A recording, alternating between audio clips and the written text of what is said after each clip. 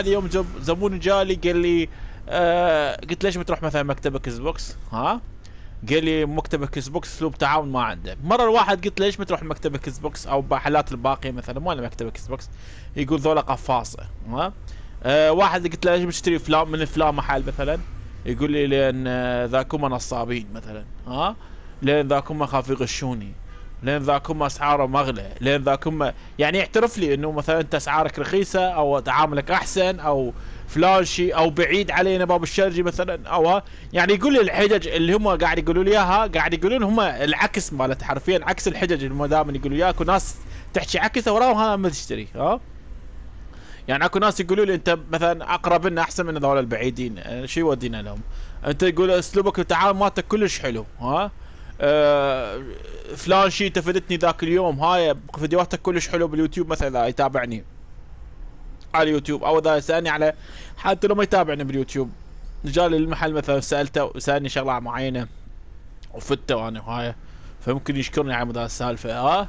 انا اصحى نصيحه معينه يعني حرفيا انا بالنسبه لي افيده او افيد الشخص اللي يجي لي حتى لو بمعلومه استفيده بشغله افيده هاي، هو يتابعنا نفس الشيء بس مقابل انا ما مستفاد. ها؟ بس المشكله بالناس اللي ما تقدر، عفك من دول الناس اللي تقدر، نحكي عن الناس اللي ما تقدر.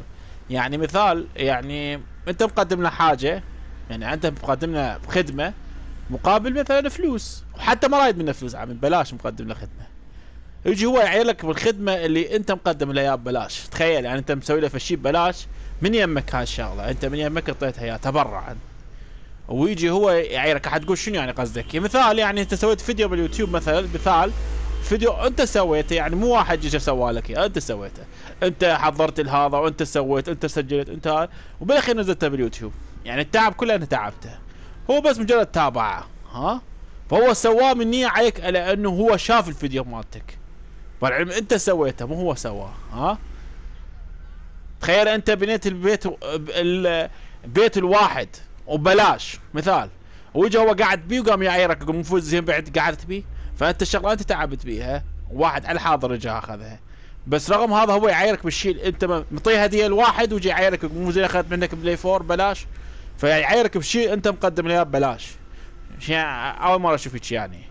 قدمت له نصيحه على جهاز معين وواحد اشتراه واستفاد من عنده احسن ما اشترى بجهاز عاوي، ويجي يعيرني يقول ذاك يوم شيء، فماكو داعي تعيرني بشيء اصلا انا فايدك به. يعني انا ما اعير واحد حتى لو شغله فايده به، بس دا احكي مثال يعني تعيرني بشيء مثلا.